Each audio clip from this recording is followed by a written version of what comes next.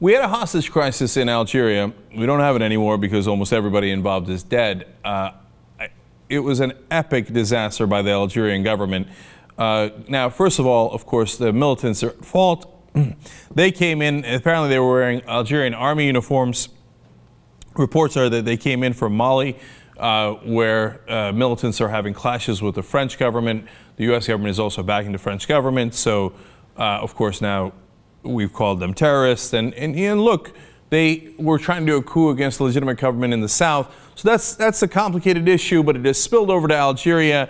And here, the group was a fascinating one. It included 2 Canadians among the militants that did the takeover of the oil field. Okay, they also had people from Egypt, Mali, Niger, Tunisia, as well as 3 Algerians that were in the group. Apparently, the former driver at the plant had been part of this as well because they knew the facilities really well. They'd been planning this for 2 months. So they go in, and the first thing they're going to try to do is capture some of the foreign workers at the plant. There was 790 Algerian workers, 134 foreigners from 26 different countries. They go to get the bus, and that's when absolute hell breaks loose.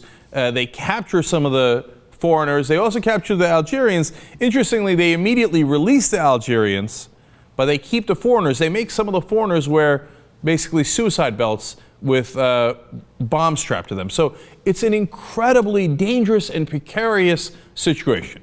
So what does the Algerian government do? They blunder right into it. And they start shooting on some of the people, the militants, who are taking the hostages away from a helicopter. But the hostages are inside the vehicle that's leaving. Why would you shoot at it? No, this is an epic failure. You know, it's early on, so people aren't, as far as I've seen so far in the press, blaming the Algerian government that much. From what I can see, they need to blame them a lot more. You know what the results were?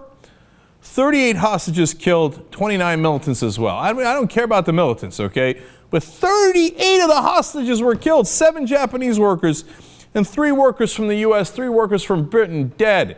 Now, we don't know where 3 of the militants are, and 5 of the hostages are unaccounted for at this point. Apparently 7 of the Americans made it out safely. But my God, what are you doing? Here's what you need to do. Wait for SEAL Team 6. Look, surround the area in however you're going to do it. And I know they're threatening to blow things up and kill people. But they killed almost all of them anyway when you went in there thinking you were Rambo. You know what the U.S. has? Excellent snipers. Wait for our snipers. What is the matter with you? Look, it's not just ours. And it's not just like, oh, the Americans are better. No, they have a lot of training, and they've done this a lot.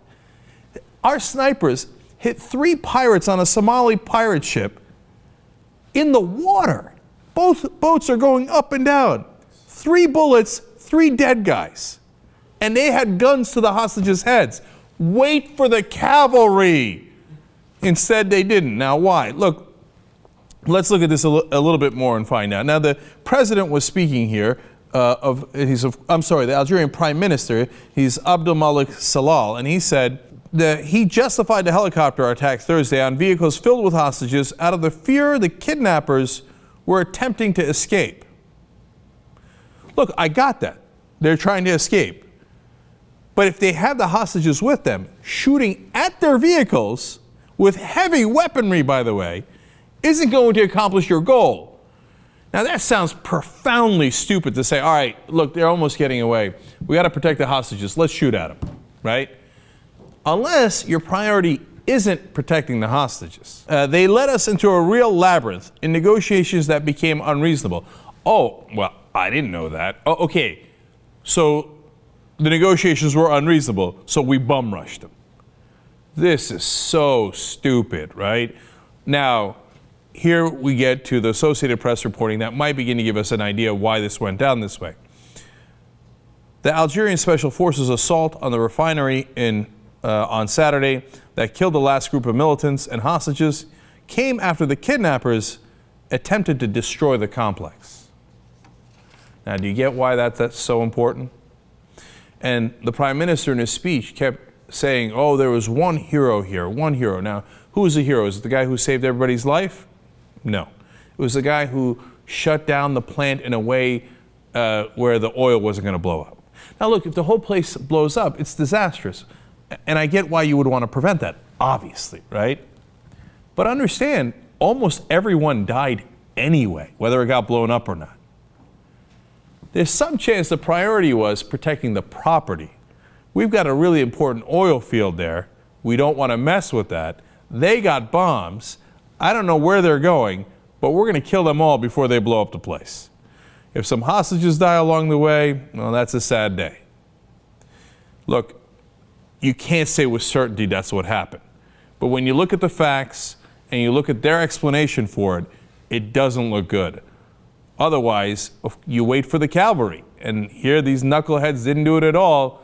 And you might begin to understand why they didn't when you see how much importance they put to making sure the refinery was fine, no matter what happened to the hostages.